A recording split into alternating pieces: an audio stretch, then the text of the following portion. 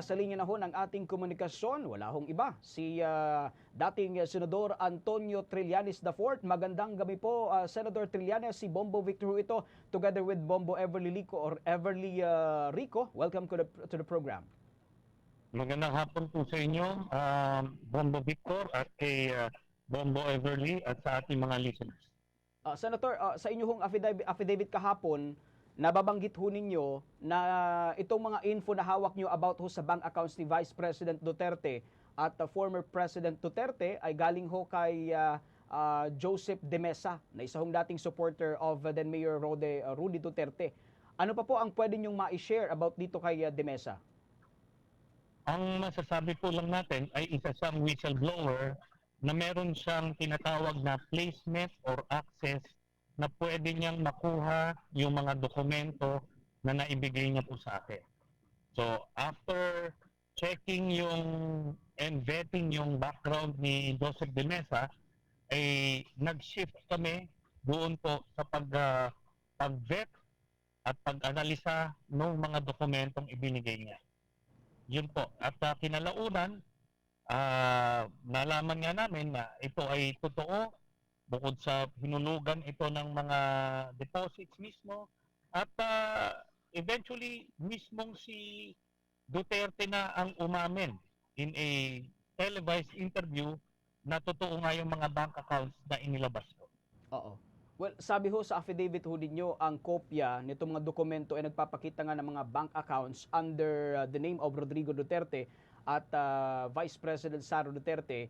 Yung mga account ho na ito, all in all, ay naglalaman nga ng approximately 2.4 billion pesos. For the record lang, Senador Trillanes, validated na po ba ang lahat ng mga ito? Ito po ay binalidate kahapon ng AMLAC.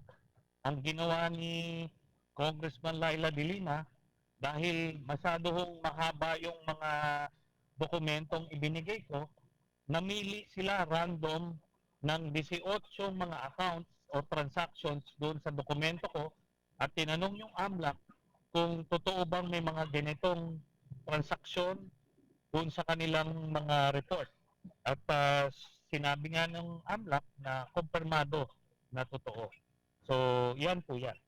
Oo.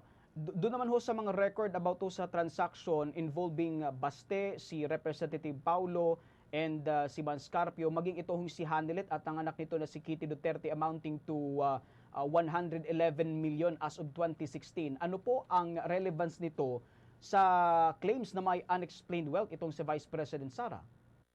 Ito po, no, para maliwanag po.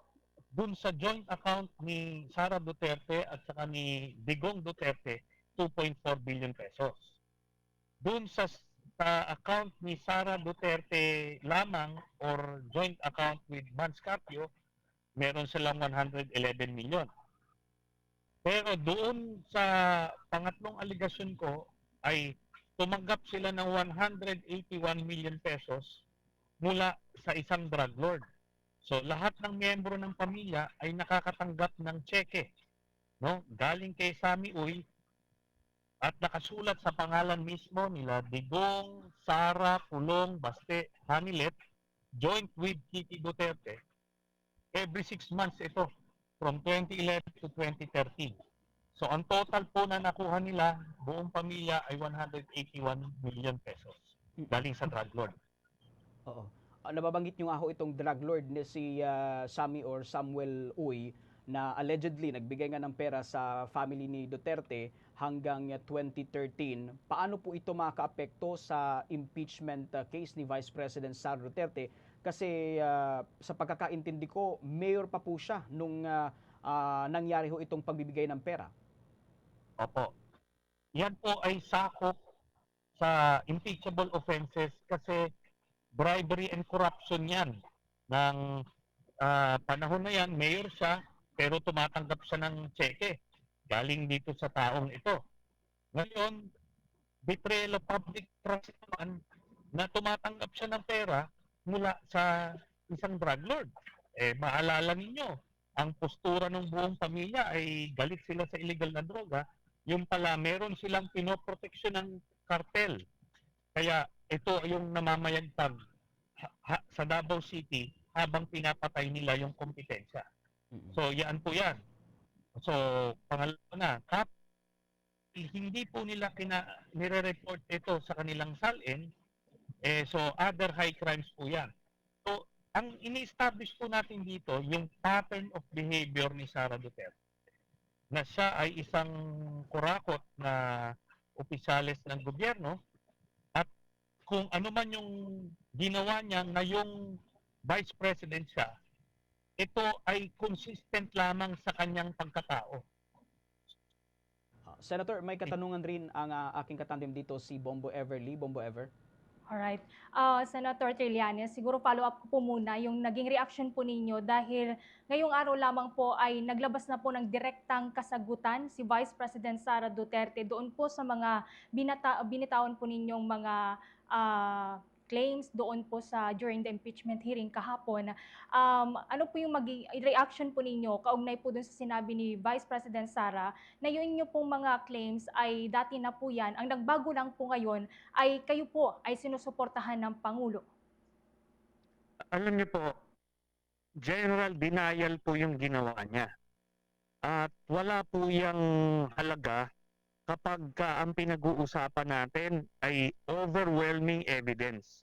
Nakita nyo naman po, napakadetalyado, mga specific account names, account numbers, bangko, kailan, lahat po yan at kinumpirma po ng AMLAC. So, wala pong halaga yung general denial. Dapat ang pinakang depensa niya rito ay pumipirma siya ng bank waiver para pakita doon at papakita ng bangko na wala talagang ganong mga transaksyon. Kaso hindi po niya ginagawa. Kasi nga, alam niya na totoo po yung aking mga aligasyon. Alright.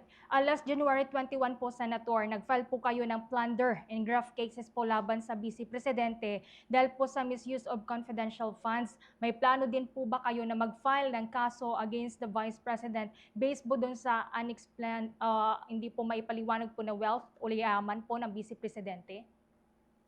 Actually, kasama na po yan dun sa i-file ko sa kanya, plunder and graft cases.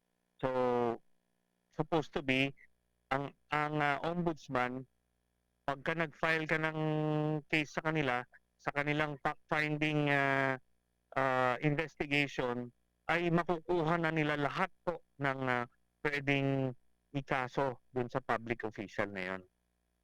Alright.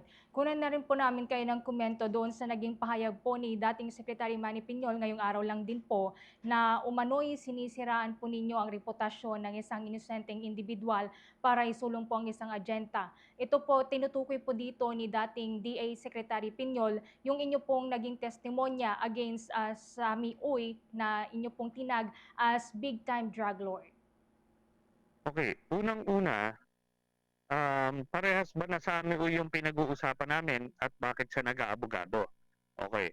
Pangalawa, ito pong Sammy Uy na ito ay base sa testimonya ni Las Cañas na ito na nga ay pinatotohanan doon sa ICC na ngayon kinumpirma yung charges laban kay Duterte.